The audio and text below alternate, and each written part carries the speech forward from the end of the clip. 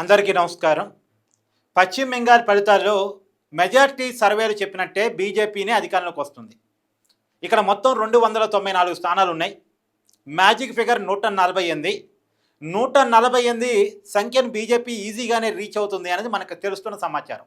సరే, ఎన్నికల commission official వెబ్సైట్లో ఇప్పటికి 114 చూపిస్తున్నప్పటికీ మనకున్న సమాచారం ఈ వీడియో చేస్తున్నప్పటికీ 152 స్థానాల్లో బీజేపీ లీడింగ్లో ఉందని మనం అర్థం చేసుకోవాలి.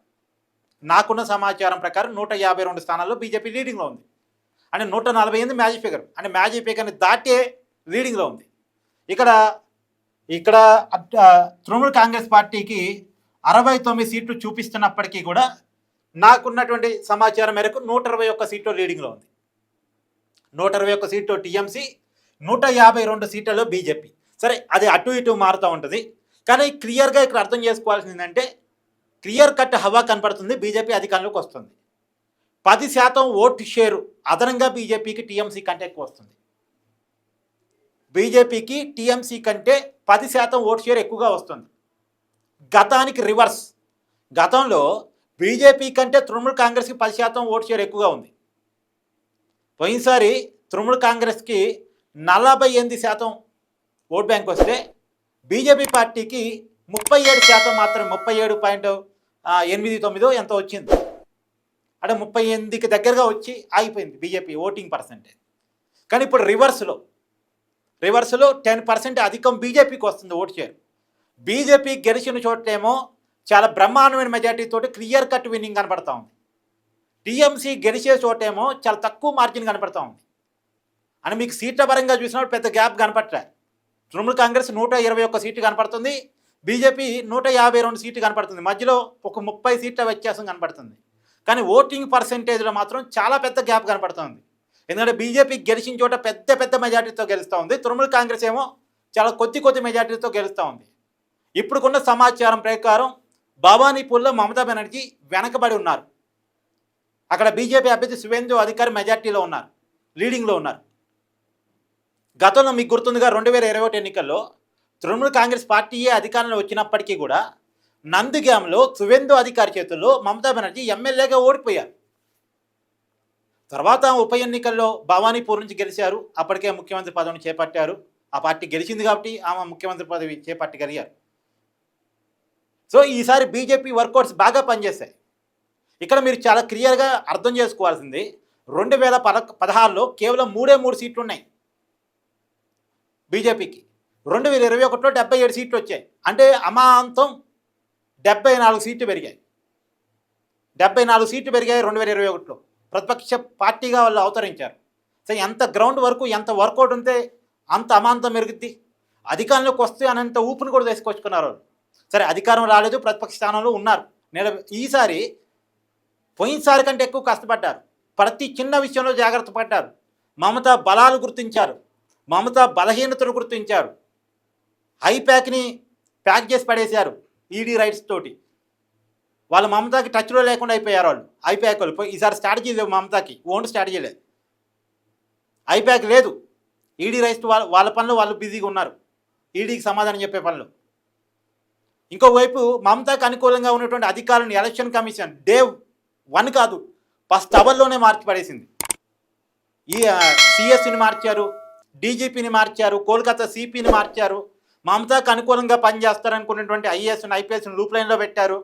ఎలక్షన్ కమిషన్కి కోఆపరేటివ్గా ఉంటారనుకున్న వాళ్ళని మెయిన్ స్ట్రీమ్లో పెట్టారు. మొట్టమొదటిసారి బీజేపీ ఉచిత హామీలు కూడా చాలా పెద్ద ఎత్తున ఇచ్చింది.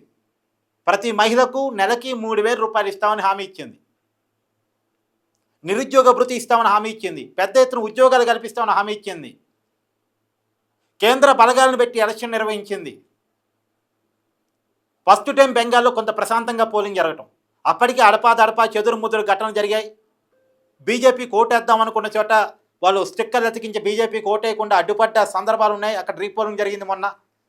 సో నిజానికి బెంగాల్ అంటే అరాచకం అనే పరిస్థితి నుంచి బెంగాల్లో కొంత ప్రశాంతమైన పోలింగ్ జరిగింది. దానికి అవకాశం బీజేపీకి కేంద్రంలో అధికారంలో ఉంటాం. కేంద్రంలో అధికారంలో ఉండటంలో బీజేపీ కొన్ని చేయగలిగింది, కొన్ని సాగించగలిగింది. సో మొత్తానికి బీజేపీ అమిత్ షా వర్కౌట్స్ ఇక్కడ క్లియర్ చెప్పాలి. అమిత్ షా బెంగాల్లోనే తిష్టవేసి బెంగాల్ మొత్తం ఎట్లా గెలవాలి అనేటువంటి ఒక స్ట్రాటజీని రూపొందించి ప్లాన్ ఆఫ్ యాక్షన్ ప్రకారం ముందుకెళ్ళారు. ఇక్కడ మనం గొప్పగా చెప్పుకోవాల్సింది ఆర్ఎస్ఎస్ కార్యకర్తలు, సంఘ్ పరివార్ కార్యకర్తలు చాలా పకడ్బందీ పనిచేశారు. చాలా పకడ్బందీగా ప్రతి 10 మంది ఓటర్లకు ఒక ఇన్ఛార్జిని పెట్టుకున్నారు. ప్రతి 10 మంది ఓటర్లకు ఒక ఇన్ఛార్జ్. ఆ ఓటర్లు మైండ్ వాష్ చేసే నుంచి, ఆ ఓటర్లు తృణమూల్ కాంగ్రెస్ వైపు వెళ్లకుండా చూసే పని నుంచి, ఆ ఓటర్లు ఓటేసేదాకా బీజేపీకి ఓటేసే విధంగా చూసుకోవటం. తృణమూల్ కాంగ్రెస్ రౌడీదానికి వాళ్ళు గురి కాకుండా, వాళ్ళ ప్రలోభాలకి లొంగకుండా, వాళ్ళని ప్రతి ఇన్ఛార్జు 10 మంది ఓటర్లను జాగ్రత్తగా కాపాడుకోవాలి అనేది ఒక టార్గెట్ పెట్టుకుని పనిచేస్తారు. వండర్ఫుల్ టార్గెట్స్ రీచ్ అయ్యారు. తృణమూల్ కాంగ్రెస్ కార్యకర్తలు అంత గ్రౌండ్ వర్క్ చేయలేకపోయారు. ఈవెన్ ముస్లిం మహిళలు కూడా బీజేపీకి ఈసారి బాగా ఓటేశారు. ముస్లిం మహిళలు కూడా చాలా బాగా ఓటేశారు ఈసారి. సో ఇక నాకు తెలిసి మమత అధికారంలోకి రావటం అనేటువంటిది అది కష్టం. నిజానికి మమత 2011లో తొలిసారి ముఖ్యమంత్రి అయ్యారు. కమ్యూనిస్టుల 3 దశాబ్దాల కంచి కోటని బద్దలుగొట్టి ముఖ్యమంత్రి అయ్యారు. ఆ రోజుల్లో మమతా బెనర్జీకి వచ్చిన హక్కు మామూలుది కాదు.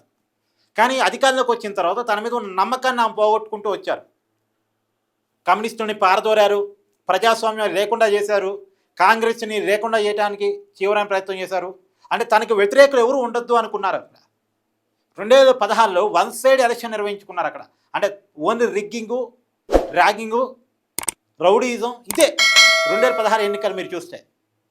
అవతల పోలింగ్ ఏజెంట్ కూర్చునే పరిస్థితి ఉండేది కాదు అవతల పార్టీల నుంచి. సో ఆ పరిస్థితుల్లో బీజేపీ ఎంటర్ అయ్యి అసలు ఏంటి బెంగాల్ ఏం నడుస్తుంది అనేది. అందులో బీజేపీ మిషన్ ఏంటంటే ప్రతి రాష్ట్రంలో కాషాయ జెండా ఎగరాలి, లేదా కాషాయ పొత్తుతో ఉన్నటువంటి పార్టీ జెండా ఎగరాలి. ఎన్డీఏ కూటమి జెండా లేదా బీజేపీ జెండా, వీలైనంత వరకు బీజేపీ జెండానే. ప్రతి రాష్ట్రంలో బీజేపీ జెండా ఎగరాలి టార్గెట్ పెట్టుకున్నారు. బెంగాల్ బలహీనతను ఆసరాగా తీసుకొని బెంగాల్ లోకల్ సెంటిమెంట్ని రాజేసి మమతా బెనర్జీ రౌడీజం చేసి గెలుస్తున్నారు అన్న విషయాన్ని గుర్తించారు.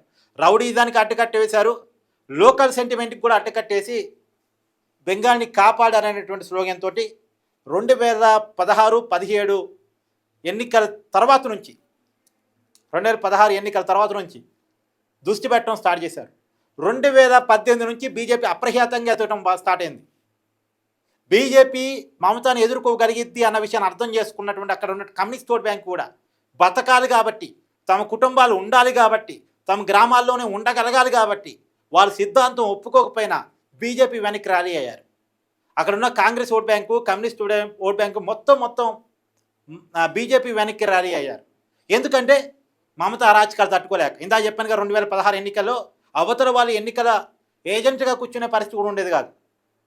అవతల పార్టీ వాళ్ళు గ్రామాల్లో ఉండే పరిస్థితి ఉండేది కాదు. కుటుంబాలు సర్దుకొని ఊరు అంటే బెంగాల్ దాటి రావాలి, లేదు అంటే అక్కడే ఉండి బెంగాల్లో చనిపోవాలి. ఊచకోత కోసింది ప్రతిపక్షాలని. కానీ ఎప్పుడైతే కేంద్రంలో ఉన్న బీజేపీ ఎంటర్ అయ్యి మమతాకి ఆట కట్టించాలని చూశారో ఈ ఓట్ బ్యాంక్ అంతా కూడా బీజేపీ వెనక్కి ర్యాలీ అయింది. మమతాకు వ్యతిరేకమైన ఓట్ బ్యాంక్ అంతా కూడా. అందుకని 2021లో బీజేపీకి మంచి ఫలితాలు వచ్చాయి. ఇప్పుడు ఏకంగా అధికారాన్ని సంపాదించగలిగింది. మమతా వ్యతిరేక ఓట్ బ్యాంక్ అంతా కూడా ఏకమైపోయింది. చాలా క్లియర్ కట్గా ఏకమైపోయింది. 3 దశాబ్దాల అధికారంలో ఉన్న కమ్యూనిస్టులు చూడండి ఇవాళ ఏ పరిస్థితిలో ఉన్నారు. వాళ్ళు 1.5 సీట్ల కాడ ఉన్న పరిస్థితి.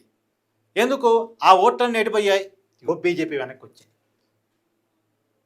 దశాబ్దాల అధికారంలో ఉన్న కమ్యూనిస్ట్ ఓట్ బ్యాంక్ అంతా బీజేపీ వెనక్కి వచ్చింది. మామూలుగా అయితే కమ్యూనిస్ట్ ఓట్ బ్యాంక్ బీజేపీ వెనక్కి రాదు, కానీ వచ్చింది. ఎందుకంటే బతకాలి. మమతా అరాచకం, జగన్మోహన్ రెడ్డి 2 ఒక రకంగా చెప్పాలంటే మమతా బెనర్జీ. ఆంధ్రప్రదేశ్లో జగన్మోహన్ రెడ్డి నియంతృత్వాన్ని మనం చూసాం కదా, అంతకు డబల్ మమతా బెనర్జీ. కానీ మరొకసారి చాలా క్లియర్ కట్గా నియంతృత్వానికి ప్రజాస్వామ్యంలో తావు లేదు, అరాచకానికి తావు లేదు, ఉన్మాదానికి అవకాశం లేదు అని ప్రజలు తేల్చి చెప్పారు. అది 2024లో ఆంధ్రప్రదేశ్ ప్రజలు అదే చెప్పారు. ఇప్పుడు బెంగాల్ ప్రజలు అదే చెప్పారు. 151 సీట్లు ఉన్న వైసీపీని 11 సీట్లు పడేసింది అక్కడే. 200కి పైగా సీట్లు ఉన్నటువంటి తృణమూల్ కాంగ్రెస్ని అధికారం నుంచి దించేయటము అంతే. సో బెంగాల్ ఫలితాలు మీకెలా అర్థమయ్యాయి అనేటువంటిది కామెంట్ రూపంలో తెలియజేసే ప్రయత్నం చేయండి. Thank you.